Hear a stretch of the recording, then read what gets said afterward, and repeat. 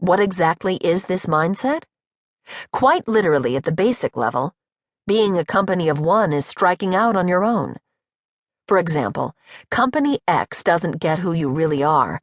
Everybody around you has blinders on, and you would do a much better job just building your own company than to stay at Company X for another 5, 10, 15 years.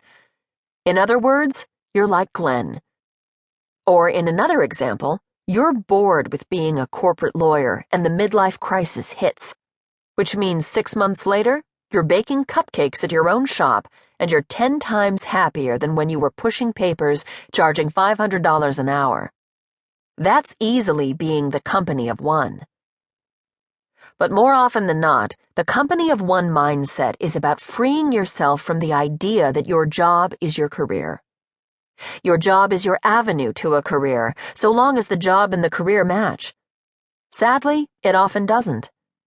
But people who have this mindset are easy to spot. They always have a few projects going on.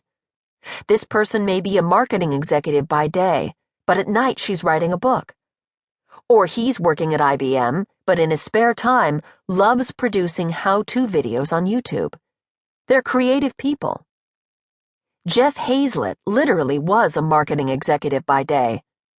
He was the chief marketing officer at Kodak when he decided to leave and pursue his own projects.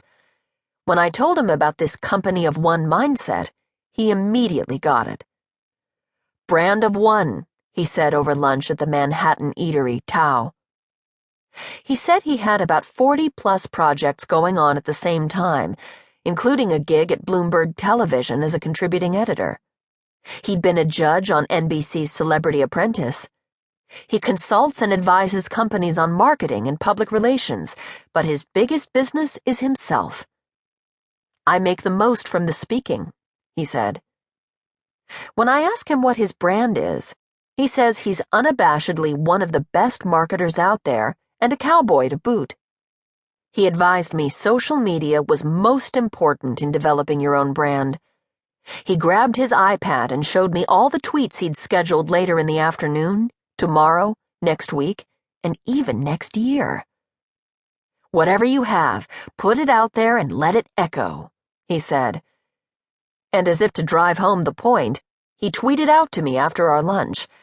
I barely had a chance to figure out how to make my way back to the office, and he'd already tweeted a note saying thanks for the lunch for all the Twitter sphere to see. Sam Zell, the self-made billionaire real estate investor, said his entrepreneurial zeal might have been because he was born 90 days after my parents' arrival in the United States from Poland. I had the opportunity to watch my parents, as immigrants, deal with significant changes and challenges, Sam says, relaxing in his Manhattan apartment. And as I watch that, and I think about it, among the things that have made my career so unique are those common denominators of change and challenge. The ultimate definition of an entrepreneur is someone who is always thinking he can do things a different, better way.